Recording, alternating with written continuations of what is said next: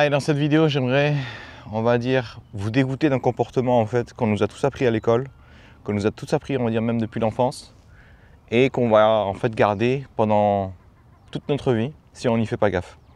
Ce comportement en fait, c'est d'être obsédé par les résultats. En fait, partout où vous allez, quand vous allez proposer quelque chose à quelqu'un, la première question qui va se poser, c'est il y a quoi pour moi? C'est quoi le résultat que je vais avoir? Et d'un point de vue efficacité, c'est plutôt pas mal, dans le sens où si vous êtes dans une entreprise et que vous avez un job, être focalisé juste sur le résultat et l'atteindre systématiquement, c'est ce qu'on vous demande de faire. En fait, dans une entreprise classique, on vous demande juste d'être un outil. Il y a un mail qui arrive, tu fais en sorte que le mail est répondu et répondu de la bonne façon. Donc, être focalisé sur les résultats, ça a pas mal de sens. Le problème que vous allez avoir, c'est quand vous allez utiliser cette même approche, même pour votre vie personnelle, même pour les objectifs qui sont ambitieux, même pour des objectifs qui vont vous demander des mois de travail ou je ne sais quoi encore. Imaginons par exemple, je vous mets sur un projet où il vous faudra des années de travail avant d'avoir le moindre résultat. À votre avis, si vous êtes focalisé uniquement sur les résultats, combien de temps vous allez tenir avant de vous dire « putain, c'est de la merde, j'ai envie de me pendre ». Au bout de 2 semaines, c'est réglé. Et en fait, vous ne pourrez pas réaliser vos rêves qui vont vous demander des années de travail si vous avez juste une bande passante, si vous avez juste, on va dire, une patience de 2 semaines maximum avant de voir des résultats. Donc dans cette vidéo, justement, j'aimerais vous permettre de comprendre à quel point cette approche est nocive si vous l'utilisez partout et surtout à quel point en fait, elle va vous empêcher de réaliser vos rêves. Il y a notamment en fait 3 problèmes principaux. J'aimerais notamment vous présenter 3 exemples qui vont justement illustrer ce problème qui est « je suis obsédé par les résultats, je ne veux que des résultats ». Le premier problème qui arrive tout le temps, c'est tout ce qui est histoire de couple. Je vais avoir typiquement un client qui sort d'une relation qui a duré énormément de temps, genre 4 ou 5 ans. Il va rompre, ou la personne va décider de rompre avec lui. Et à un moment, il va me dire un truc, il va me dire « ouais, mais moi, ça me ferait trop chier d'investir encore chez une autre personne pendant 3 ans supplémentaires pour finalement qu'il se passe la même chose. Comment est-ce que je fais pour garantir le résultat? Comment je fais pour trouver la bonne tout de suite? Comment est-ce que je fais pour, on va dire, ne pas me tromper une autre fois? Comment je fais pour je ne sais pas quoi encore ?» Ça, vous voyez, c'est l'obsession du résultat, l'obsession du retour sur investissement qui vient en fait vous bloquer complètement. Pourquoi? Parce que cette personne-là, qu'est-ce qu'elle est en train de me dire? Elle est en train de me dire qu'elle a gâché 5 ans de sa vie. Mais est-ce que c'est vrai? Ben non, parce qu'elle a vécu des expériences. Elle s'est transformée, elle a été plus responsable, elle a commencé à elle a appris à faire attention à l'autre au lieu de faire attention uniquement à soi. Elle a appris qu'elle n'était pas une bonne personne pour passer sa vie avec. Elle n'était pas encore assez mature. Tous ces éléments-là, en fait, ont été tout simplement, on va dire, obscurcis, complètement ignorés, parce que la personne, du coup, est juste en mode « oui, mais le résultat, c'est quoi? Est-ce que ça a marché? Est-ce que j'ai passé ma vie avec elle? Est-ce que je ne sais pas quoi encore ?» Non, du coup, tout a été jeté. Et vous allez en fait jamais pouvoir vous lancer dans n'importe quel projet qui prendra du temps si vous êtes juste focalisé sur « et la fin, il se passe quoi ?» Évidemment, cette personne avec quoi on a bossé, on a commencé à bosser sur son obsession du résultat justement, et on a commencé en fait à lister toutes les caractéristiques que, on va dire, il a dû développer au cours de sa relation pendant ces 5 ans. Et la conclusion, c'était la suivante. J'ai eu trop de chance de trouver cette personne-là il y a 5 ans. Pourquoi? Parce que j'étais infect, j'étais égoïste. Je pensais qu'à ma gueule. Je pensais lui donner assez parce que je lui donnais 20 minutes de ma journée. Mais en fait, mon standard, c'était je donne rien aux autres. Donc forcément, quand je lui donne 20 minutes, j'ai l'impression de lui donner la lune. Mais elle, de son côté, elle avait besoin de week-end. Elle avait besoin de promenade. Elle avait besoin d'aventure. Elle avait besoin de vacances. Elle avait besoin de machin. Et je lui ai rien donné de tout ça. Le fait que c'est tenu 5 ans, c'était un miracle. Et quand il a compris ça, qu'est-ce qui s'est passé? C'est évident qu'il voulait recommencer. Il se dit, je ne ferai pas la même erreur que la dernière fois. Pourquoi? Parce que j'ai compris que le problème, c'était pas elle qui est partie. C'était pas que j'avais pas le résultat. C'était moi depuis le départ et qu'elle était restée trop longtemps avec moi. Elle a pris sur elle alors qu'elle n'avait jamais besoin de le faire. Vous voyez, tout de suite, quand je suis plus focalisé sur le résultat, je gagne nettement plus, on va dire, de sagesse. Je gagne nettement plus de capacité à analyser ce qui s'est passé, comprendre ce que j'ai gagné, au lieu de juste regarder sur « oui, mais ça a marché à la fin ou pas ?» Parce que si ça ne marche pas, ça ne sert à rien. Non, ça, c'est ça que vous voulez massacrer. Deuxième exemple qui va vous montrer, qui va vous convaincre que se focaliser uniquement sur les résultats, ça va vous détruire. Je l'ai dit tout à l'heure, mais là je le redis parce que c'est vraiment important. Quand vous allez avoir un projet ambitieux, ce n'est pas juste 2 semaines de boulot qu'il vous falloir, voire 2 mois de boulot avec un reporting, on va dire où il y a un manager qui va vous tanner le cul pour que vous avanciez. Non, quand vous allez avoir votre propre objectif ambitieux, vous voudrez qu'il fonctionne très très vite. Pourquoi? Parce qu'il est très important pour vous ce projet. Ça fait des années que vous avez attendu pour le lancer. Du coup, vous voulez absolument avoir le résultat très rapidement. Et qu'est-ce qui va se passer quand il vous faudra des mois de travail avant d'avoir quoi que ce soit? Vous allez abandonner en plein milieu. Vous allez faire ça une fois, Ensuite, vous allez relancer, vous allez refaire ça 2 fois. Parce qu'encore une fois, il faut des années de travail. Et à coup de 2 semaines, ça va vite, des années. Donc, quand vous allez faire ça 10 fois d'affilée, qu'est-ce qui va se passer? Votre cerveau, au bout d'un moment, il va comprendre qu'il y a un schéma. À chaque fois que tu veux faire quelque chose qui compte pour toi, tu abandonnes. Et dans votre cerveau, du coup, ça va faire clac. Je fais un truc important, j'abandonne, j'abandonne, j'abandonne. Et vous commencerez à vous dire, mais putain, mais pourquoi j'abandonne tout le temps comme ça? Pourquoi je ne suis pas le genre de type qui peut rester focalisé sur ce qu'il a à faire et combattre ou je ne sais quoi encore? Pourquoi? Parce que vous êtes obsédé par les résultats. Et la seconde où vous êtes obsédé par les résultats, vous êtes capable de rien faire du tout. Et ça, justement, vous devez le détruire. Le troisième gros problème que vous allez avoir, et en fait, il est lié directement à cette histoire de « il n'y a que le résultat qui compte », c'est qu'il n'y aura aucun plaisir pendant toute l'aventure. C'est comme si, je sais pas, vous vouliez lire le Seigneur des Anneaux, vous compreniez que le type, il devait balancer, on va dire détruire l'anneau, et en fait, vous passez juste à la fin pour dire est-ce qu'il va y arriver ou pas. Vous ratez tout ce qu'il y a au milieu. Vous ratez toutes les péripéties, toutes les aventures, toutes les transformations que les personnages ont vécues. Pourquoi? Parce que ouais, en fait, je veux juste lire la fin. Et là, du coup, c'est complètement débile parce que vous allez juste... Enfin, vous comprenez vite avec une histoire, c'est complètement débile parce que le but d'une histoire, c'est ce qui se passe avant la fin. C'est comment on est arrivé là. Et quand vous allez avoir un projet ambitieux, c'est pareil. Quand vous êtes focalisé sur les résultats, vous allez dire « Ouais, mais je vais y arriver ou pas? Est-ce que je vais avoir une garantie ou pas? Est-ce que tu peux me garantir que ça va marcher entre nous ou pas ?» Ben non, je peux pas. Et ce qui compte réellement, en fait, c'est ce qui se passe au milieu. C'est pas tellement la fin. C'est pas est-ce que ça va marcher complètement à la fin ou pas. Donc, avec une histoire, c'est évident. Mais dans un projet, vous allez voir que oui, mais le résultat alors, non, ta gueule. Quand tu lances un projet ambitieux, le but, c'est pas de réussir. Le but, c'est de devenir la personne petit à petit qui va pouvoir réussir. Pourquoi? Parce qu'un projet n'est pas ambitieux si vous pouvez le faire tout de suite. C'est juste un projet normal, c'est ce que vous faites tous les jours. Donc, vous devez comprendre justement que cette focalisation sur les résultats va vous pousser naturellement à croire que le monde, c'est une suite de résultats rapides que vous pouvez assurer. Et ça, justement, au moment où vous tombez dans ce piège-là, il faut absolument, on va dire, fracasser ce truc-là. Sinon, vous allez juste vous brider toute la journée, quoi. Justement, alors, on arrive sur le premier problème qui va être le plus direct, c'est que vous ne ferez plus jamais rien d'ambitieux. Regardez tous les gens qui sont obsédés par le résultat. Tout ce qu'ils font de leur journée, de leur semaine, de leur année, c'est de faire une succession de tâches où le résultat arrive très rapidement. Les gens, en fait, ont tellement compris ça que c'est littéralement maintenant le modèle qui est utilisé lorsque vous mettez, on va dire, en place un service. Par exemple, Netflix, pourquoi ça marche? Parce que vous cliquez sur 2 boutons et ça y est, vous êtes diverti. Le résultat arrive tout de suite. Il n'y a plus de florilège, il n'y a plus de qu'est-ce que vous aimez, il n'y a plus de qu'est-ce qu'il y a ce soir, à quelle heure c'est. Non, je peux l'avoir tout de suite. Les jeux vidéo, c'est pareil. Qu'est-ce qu'on a appris sur les jeux vidéo? En fait, quand vous faites une activité, quand vous faites une action, il faut qu'il y ait un retour tout de suite. Vous mettez un coup de pioche dans une bière, il faut que dans le sac du personnage, il y ait de la pierre qui apparaisse. Il faut que quand vous allez faire une action qui va vous coûter des ressources, il faut qu'il y ait un retour sur investissement immédiatement. Il faut que, on va dire dans les jeux vidéo, quand vous allez gagner un niveau, il faut absolument vous donner la récompense tout de suite. Quand est-ce que je peux mettre mes compétences ou je ne sais quoi encore. Ce truc-là, en fait, vous le retrouvez partout. Aujourd'hui, pourquoi est-ce que les fast-food ou, on va dire, tout ce qui est rapide fonctionne très très bien? C'est le même délire. Tout ce qui compte, c'est le résultat. Tout ce qui compte, c'est que ça arrive. C'est que mon colis, il arrive. Pas combien de temps est-ce qu'il met. Pas combien de temps est-ce que c'est écologique ou je ne sais quoi. Non, je veux juste qu'il arrive. Et les gens ont très bien compris ça. Donc, quand vous allez être obsédé par le résultat, le premier problème que vous allez avoir, vous serez incapable de faire des choses qui prennent du temps. Vous serez incapable de faire des choses qui sont ambitieuses pour vous. Et à cause de ça, vous allez faire que des choses qui sont banales. Que des choses qui sont, on va dire, anodines. Pourquoi? Parce que tout ce qui est facile d'accès dans ce monde ne vaut rien. Étant donné que tout le monde peut le faire. Étant donné que tout le monde est capable de le faire. À l'inverse, tous les trucs qui vont vous demander un peu de travail, un peu d'investissement. C'est pour ça que quand on voit un artiste dessiner ou je ne sais quoi encore, on est ébahi encore plus aujourd'hui alors qu'on a de la technologie qui pourrait faire ce qu'il fait en 2 secondes. Mais on est quand même ébahi de ce qu'il sait faire parce que pendant une fraction de seconde, on se dit « Putain, si moi je devais apprendre à faire ça, ça me prendrait des années. Ah, c'est impossible, je ne le ferai jamais. » Et c'est ça en fait que vous voulez détruire. C'est ça en fait, c'est cette pensée que vous voulez détruire chez vous qui est « Ah ouais, mais ça, je ne pourrais jamais le faire. » Parce qu'à la seconde où vous vous interdisez de faire certaines choses ou que vous pensez ne pas en être capable, c'est évident que votre potentiel derrière, il va baisser.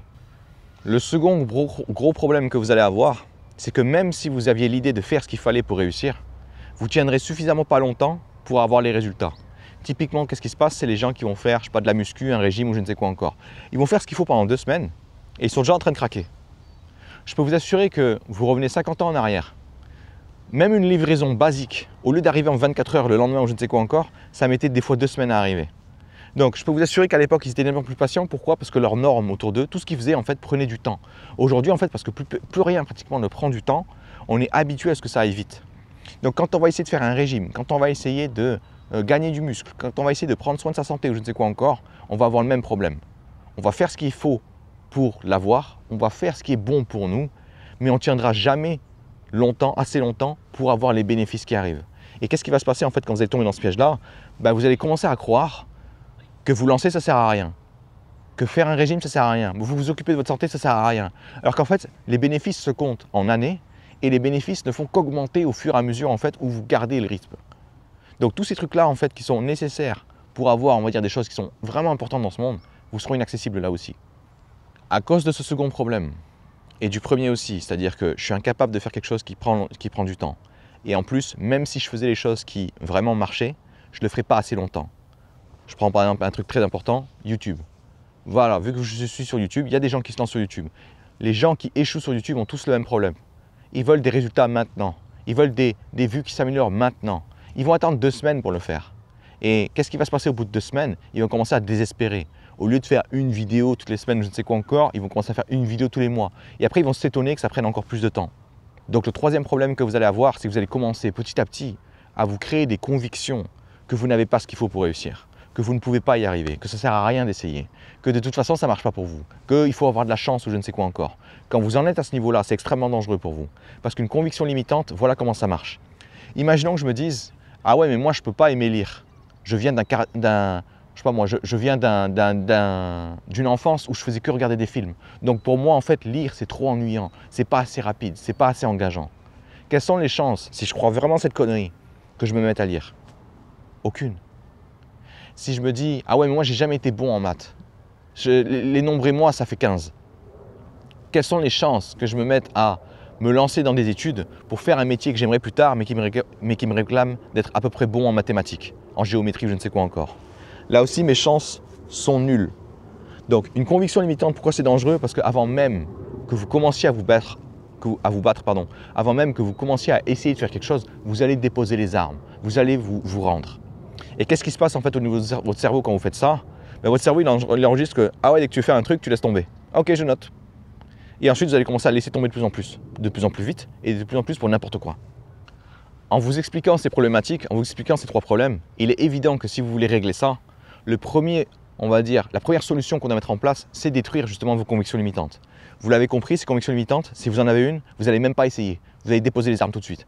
Donc c'est vraiment lui que je dois démolir en premier. Ça ne sert à rien de démolir le reste. Ça ne sert à rien de vous dire oui, vous devez développer votre patience ou je ne sais quoi encore. Non, vous ne vous êtes même pas encore lancé. Donc une conviction limitante, comment on fait pour la détruire? On se rend compte que finalement c'est une règle imaginaire qu'on s'est inventée. Alors ce qui va être difficile pour nous, c'est que vu que c'est une conviction, on aura, on va dire, un sentiment de certitude que justement on a raison, que c'est impossible pour nous de faire différemment ou je ne sais quoi encore. Et c'est ça qui est bien avec l'être humain, c'est que peu importe ce que vous croyez, vous avez raison. Si vous croyez en de la merde, vous allez agir comme de la merde. Si je crois que je ne suis pas bon pour cuisiner, je ne vais jamais passer une seule seconde dans une cuisine. Et du coup je vais me dire, tu vois que je suis mauvais? Ben oui, forcément, si tu n'y as pas passé une seule seconde, c'est difficile pour toi d'apprendre. Si je me dis que l'informatique pour moi c'est trop compliqué, à la seconde où je vais voir un ordinateur, je vais commencer à paniquer. Ça, c'est justement ce qu'on voit énormément chez les gens qui n'ont pas l'habitude juste d'être devant un ordinateur. Et comment est-ce qu'on fait en fait pour détruire cette conviction limitante chez ces gens-là, par exemple, qui ont peur des ordinateurs? Vous le mettez devant un ordinateur, vous lui donnez une liste de tâches à accomplir, il va se regarder paniquer en boucle, mais à chaque fois qu'il va paniquer et qu'il va quand même continuer de le faire, au bout d'un moment, son cerveau il fait « Mais attends, je croyais que c'était dangereux, je croyais que tu allais mourir, je croyais que c'était hyper dangereux pour toi, que tu ne pouvais pas le faire, que c'était pas pour toi ou je ne sais quoi encore, pourquoi tu es encore en train de le faire ?» Et au bout de 15 minutes, 20 minutes, le cerveau il fait « Ah ben en fait c'est même pas dangereux quoi. Bon ben je te laisse et j'enlève ce que tu m'as appris avant et qui sert à rien en fait. » Et c'est ça que vous devez comprendre. Une conviction limitante, ça marche parce que vous n'arrêtez pas de la renforcer. Quand vous êtes face à la situation, vous abandonnez tout de suite. Vous abandonnez. Du coup, vous avez des milliers de preuves dans votre passé qu'en effet, vous n'êtes pas capable de. Jusqu'au jour où vous allez le faire une fois. Et il suffit d'une victoire pour défoncer une conviction limitante. Parce que si quelqu'un se dit « Ah mais moi, de toute façon, l'informatique, ça n'a jamais été pour moi. Ah moi, dès que je suis devant un PC, j'ai des boutons. » Vous le mettez devant un PC, ça fait une journée qu'il est dessus, il n'en a plus rien à foutre. Et c'est ça en fait que vous devez faire.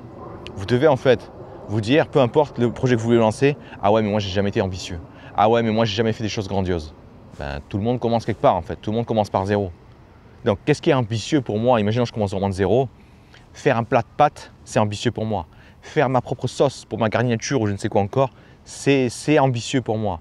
Arrêtez de croire que vous devez faire des choses fantastiques, lancer des fusées dans l'espace ou je ne sais quoi encore pour commencer à être ambitieux. Non, l'ambition, ça commence à vos limites. Travaillez en fait à vos limites. Regardez ce que vous ne pensez pas pouvoir faire, mais qui semble quand même à peu près faisable, même si c'est très difficile, lancez-vous dessus. Et quand vous allez ressentir les merdes que vous allez ressentir habituellement, ah ouais mais c'est pas pour moi, ah ouais mais je devrais pas faire ça, ah ouais mais ça va pas marcher, ah ouais mais il y a que le résultat qui compte, blablabla. Au lieu de, on va dire, accepter ces pensées de merde immédiatement sans vous poser de questions, commencez à vous dire, et si c'était faux?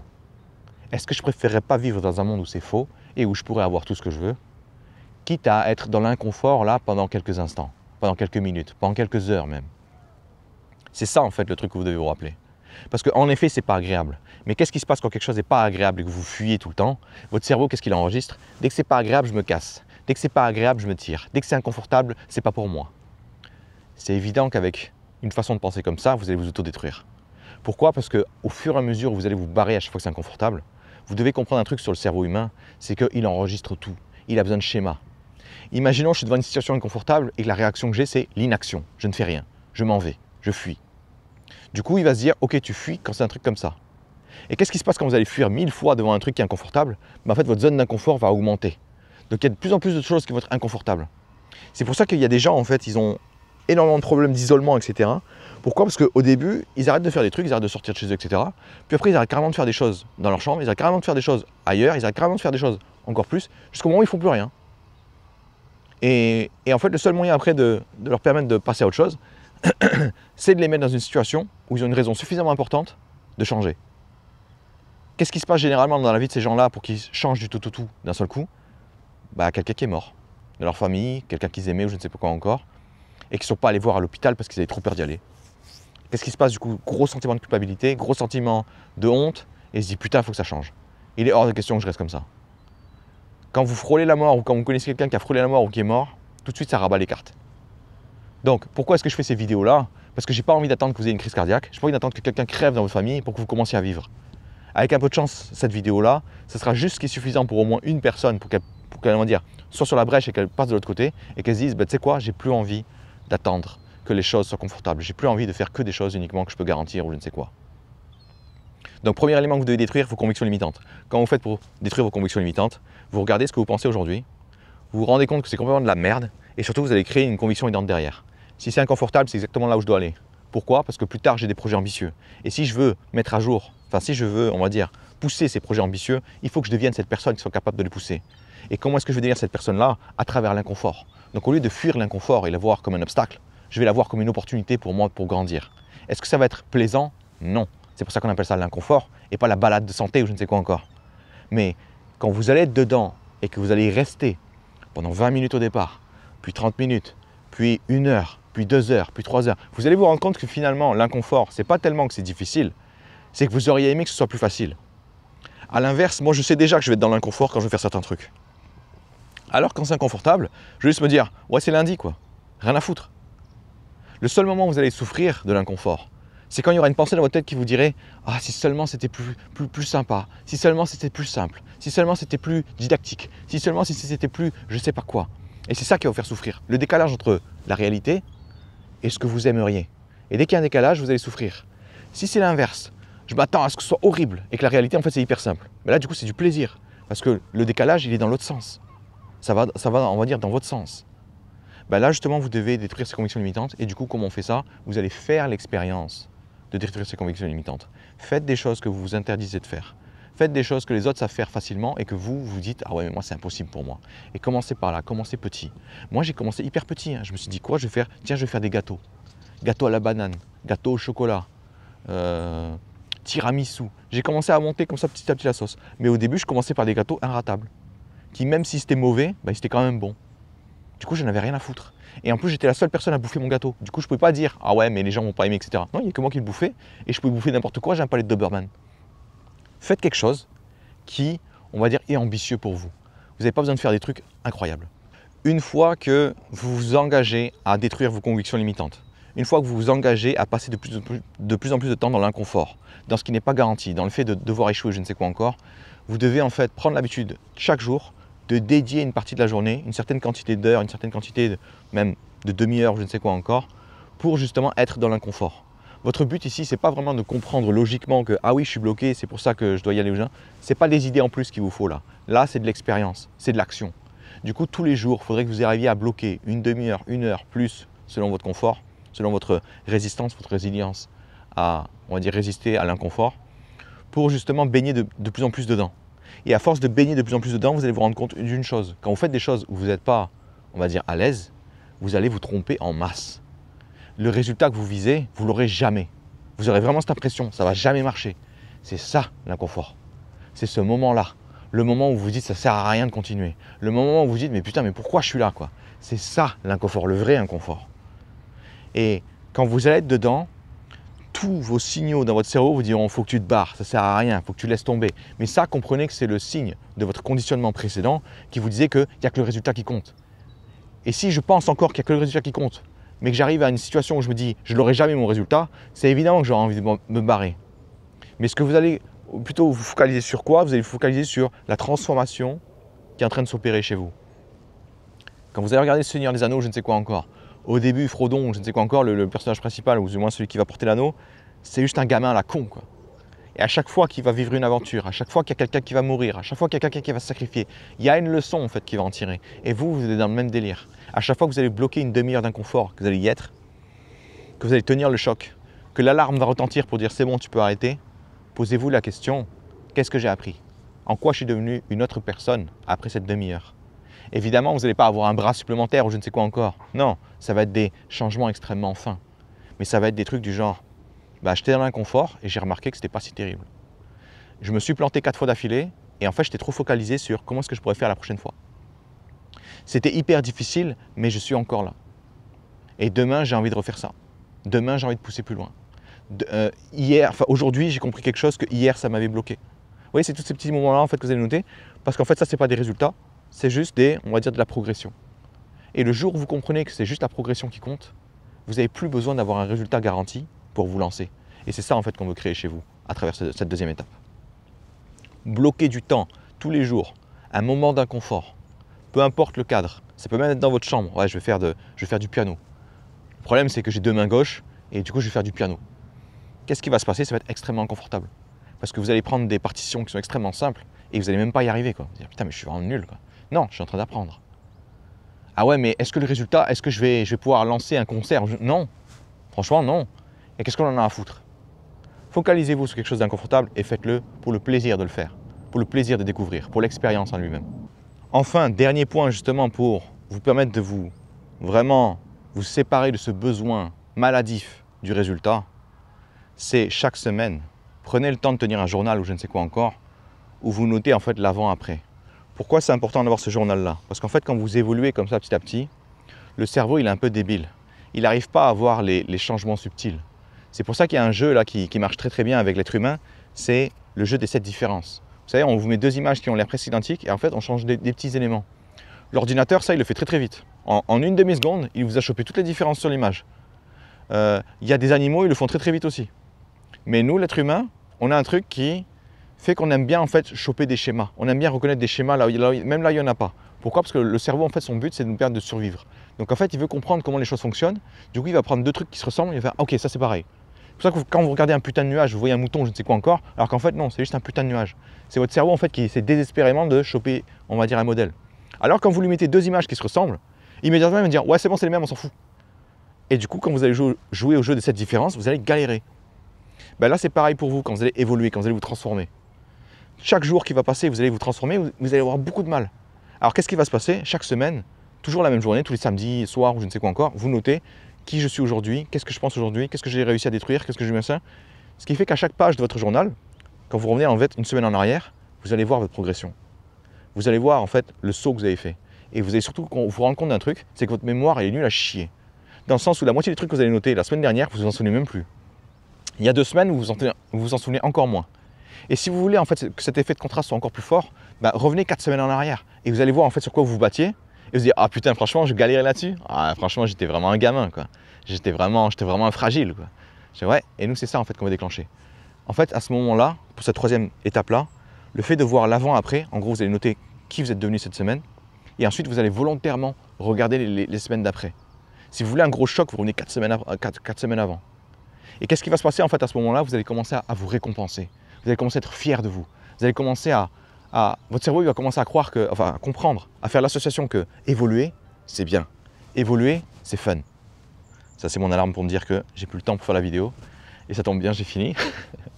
Donc, cette troisième étape-là, elle est extrêmement importante parce que si je veux vous faire comprendre que le plus important, ce n'est pas le résultat, il faut que les bénéfices de la transformation, les bénéfices du voyage soient plus importants que les résultats.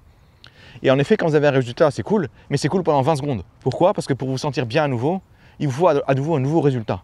Alors qu'une transformation, elle est permanente.